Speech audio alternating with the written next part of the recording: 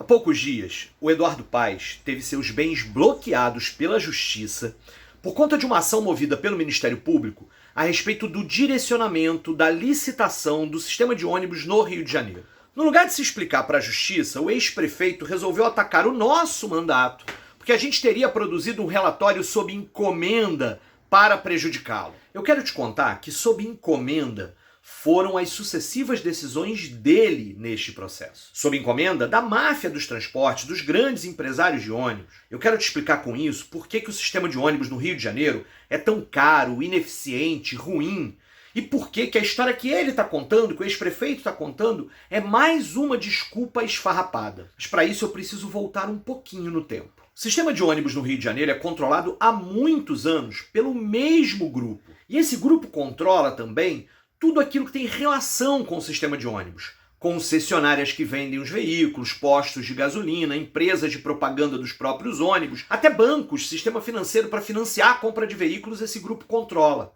Essa é a turma da FETranspor. Em 2010, foi feita uma licitação que prometia botar ordem no sistema, acabar com as gambiarras. Essa licitação, feita na gestão de Eduardo Paes, acabou sendo feita do jeito que os empresários de ônibus queriam. Resultado, tudo ficou igualzinho ao que era antes. E mais, a prefeitura deu de mão beijada para esses mesmos empresários o controle da bilhetagem eletrônica, o controle das informações e do fluxo financeiro, ou seja, colocou a raposa para tomar conta do galinheiro. O Ministério Público diz que esse é um elemento central para a gente entender a tal caixinha da propina. Essa é uma engrenagem mafiosa, construída na gestão do Eduardo Paes, mas que o Crivella assina embaixo. Passagens caras, ônibus cheios, linhas que desaparecem, motoristas que têm que ficar com um olho no volante e outro no troco. Tudo isso só acontece porque os empresários de ônibus controlam todos os aspectos da mobilidade no Rio de Janeiro. E, diz o Ministério Público, pagam muita propina para isso. Mas hoje eu quero te contar por que o Eduardo Paes está com os bens bloqueados na Justiça. Ele está dizendo por aí que, para garantir a gratuidade da passagem das crianças, ele decidiu usar o dinheiro da prefeitura no lugar de cobrar do trabalhador. Essa é uma história muito mal contada. O edital de licitação previa que as empresas não poderiam considerar qualquer forma de repasse da prefeitura como compensação às gratuidades. E o que isso significa? Que na hora de elaborar as suas propostas comerciais para disputar a concorrência, os empresários já deveriam considerar os custos da gratuidade para calcular os seus lucros. Só que ao contrário do que previa o edital de licitação, logo após a concessão, a Secretaria Municipal de Educação assinou um convênio onde ela repassava 50 milhões de reais para os empresários de ônibus para pagar as gratuidades. Ou seja, os empresários ganharam em dobro. Consideraram as gratuidades na hora de apresentar suas propostas comerciais e ainda receberam por isso por parte da Secretaria Municipal de Educação. Mas o festival de absurdos estava só começando. Para pagar esses 50 milhões de reais por ano, a Secretaria Municipal de Educação estava utilizando verbas do Fundeb. Isso mesmo, dinheiro carimbado para a educação básica estava indo parar no bolso dos empresários de ônibus. Em 2013, quando o Ministério Público descobriu isso, achou muito estranho e resolveu abrir uma investigação. Aí não demorou muito para a prefeitura mudar de estratégia. Pouco depois do Ministério Público começar a investigação, teve uma conversa de WhatsApp entre o prefeito Eduardo Paes e o principal empresário de ônibus do Rio de Janeiro, o Jacó Barata Filho, muito interessante. Só que a gente só descobriu essa conversa em 2017, por conta da Operação Ponto Final. Nessa conversa, Paes escreveu o seguinte: "Comigo funciona assim. Aliás, esse ano não haverá gratuidade. E não haverá. Boa sorte. E infelizmente, estou indo dar início nesse momento à Transbrasil." Fecha aspas. O Jacó Barata respondeu da seguinte forma, abre aspas: "Ok, vamos dar o nosso melhor.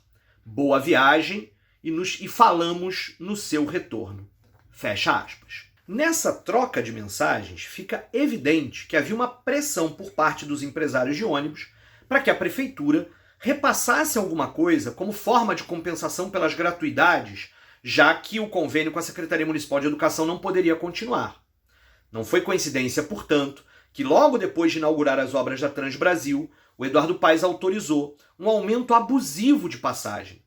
A passagem subiu de R$ 3,00 para R$ 3,40, 20 centavos que estavam previstos no contrato e mais 20 centavos que foram acrescentados a esse aumento.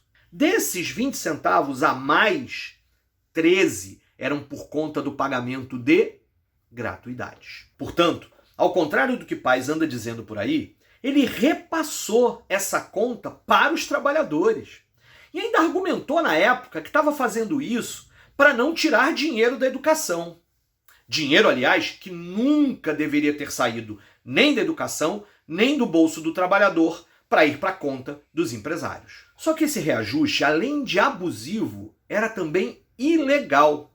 Foi por isso que em 2017, enquanto a gente estava na CPI dos ônibus, esse aumento foi derrubado pela Justiça, que considerou que esses 20 centavos a mais não poderiam ter ido parar no preço da passagem por conta de uma canetada do ex-prefeito. Percebeu como a explicação do Eduardo Paes é uma desculpa para lá de esfarrapada?